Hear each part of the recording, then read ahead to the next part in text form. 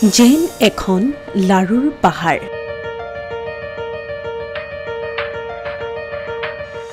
এয়া প্ৰায় 12 দিনৰ প্ৰস্তুতি। প্ৰায় 500 জন লোকে দিন ৰাতি একাকাৰ কৰি প্ৰস্তুত কৰিছে এই লাখ লাখ লাৰু। ইয়াত কিমান লাৰু আছে জানেনে? প্ৰায় 6,50,000 লাৰু আছে ইয়াত। এই লাৰু বিতৰণ কৰা হ'ব ভক্তগণৰ মাজত।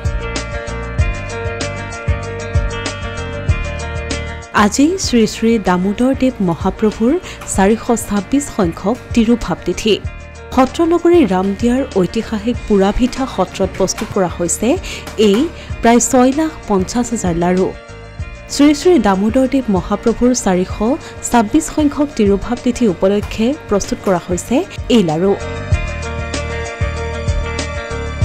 দামোদৰদেৱৰ তিৰুভাৱ তিথি উপলক্ষে ৰামদিয়াৰ পুৰাভিঠা সত্ৰত পুৱাৰে পৰাই ভিৰ কৰিছেহি অগণন ভক্তই।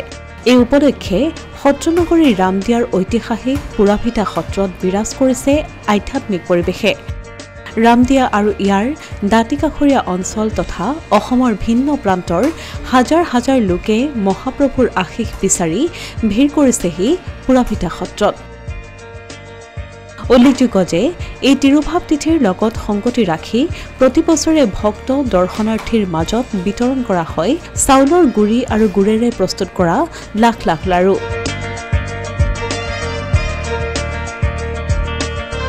বিগত 10 পৰা 15 দিন ধৰি স্থানীয় আৰু নিকটৱৰ্তী অঞ্চলৰ লোকসকল মিলি প্ৰস্তুত কৰি আহিছে এই লাৰু। উত্তৰ পূৰ্বাঞ্চলৰ একমাত্ৰ দামোদৰীয়া সত্ৰ শ্ৰী শ্ৰী পুৰাভিঠা সত্ৰ ৰামদিয়াত অৱস্থিত। ইয়াত গুৰুজনাৰ 426 সংখ্যক তিৰুভাৱ তিথি উদযাপন কৰা হৈছে। এটি প্ৰত্যেক বছৰে শ্ৰী শ্ৰী পুৰাভিঠা সত্ৰৰ উদ্যোগত উদযাপন কৰা হয়। এই সত্ৰৰ যি গুৰুজনাৰ তিৰুভাৱ তিথি, এই তিথিত অসমৰ বিভিন্ন প্ৰান্তৰ ভক্তবৃন্দই তেওঁলোকৰ নিজৰ নিজৰ মনোবাঞ্ছা পূৰণৰ অৰ্থে লাৰু প্ৰদান কৰে। আৰু লাৰু প্ৰদানৰ আমাৰ নিয়ম আছে যে এটা লাৰু প্ৰদান কৰিলে 5 কেজি চাউল 2.5 কেজি গুড় দিব লাগে। এনেকৈ অসমৰ বিভিন্ন প্ৰান্তৰ 8,735 জন ভক্তই বৰ্তমানলৈ লাৰু প্ৰদান কৰিছে। আৰু এই লাৰুৰ পৰা আমি প্ৰায় 6.5 লাখ লাৰু 12 দিন ধৰি প্ৰস্তুত কৰি আমি মজুত কৰিছোঁ। আজি গুৰুজনাৰ তিৰুভাৱ তিথি। এই তিথিত ৰাতিপুৱা নাম প্ৰসংগ আইসকলৰ হ'ল, আইসকলৰ পিছতে বাপুসকলৰ নাম প্ৰসংগ, হোমাধিকৃত হ'ল। হোমাধিকৃতৰ পিছত এতিয়া ৰাজহুৱা পুষ্পাঞ্জলি। এই পুষ্পাঞ্জলিৰ পিছতে এই প্ৰস্তুত কৰা প্ৰায় 6.5 লাখ লাৰু ভক্তবৃন্দৰ মাজত আমি বিতৰণ কৰিম। আমি আশা ৰাখিছোঁ 1 লাখ ভক্ত আমাৰ ইয়াত সমাগত হ'ব। কামৰূপ জিলাৰ বাইহাটাস্থিত ঐতিহাসিক শিৱ মন্দিৰত বুধবাৰে উদযাপন কৰা হয় পানী তোলা মহোৎসৱ। ৰজা শিৱসিংহৰ দিনৰে পৰাই পৰম্পৰাগতভাৱে চলি আহিছে এই পানী তোলা মহোৎসৱ।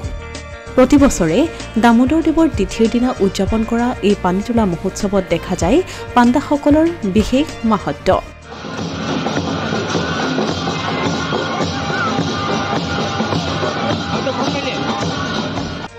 ৰাজ্যৰ ভিন্ন প্ৰান্তৰ ভক্তৰ সমাৱেশ ঘটে পানী তোলা মহোৎসৱত।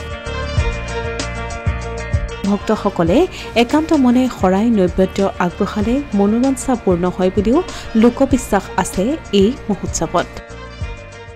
মন্দিৰ কামৰূপ জিলাৰ এটি ঐতিহাসিক শিৱ মন্দিৰ। ইয়াত জাগ্ৰত শিৱ মন্দিৰ। ইয়াত বিভিন্ন দেৱ দেৱীৰ পাণ্ডা মাহাত্ম্য প্ৰকাশ হয়। বিশেষকৈ গণেশৰ পাণ্ডা ইয়াতে প্ৰথমতে হেৰি হয় জকে, তাৰপিছত বিভিন্ন দেৱ দেৱীৰ ইয়াৰ পাণ্ডাৰ মাহাত্ম্য প্ৰকাশ হয়। এই এটা পৰম্পৰাভাৱে আমাৰ মহাপুৰুষ শ্ৰী শ্ৰী দামোদৰদেৱৰ তিৰুভাৱ তিথিৰ লগত সংগতি ৰাখি এই অনুষ্ঠানটি অনুষ্ঠিত কৰি আহিছে। হাজো আৰু বাইহাটাৰ পৰা অসমীয়া প্ৰতিদিন ডিজিটেল সংবাদ।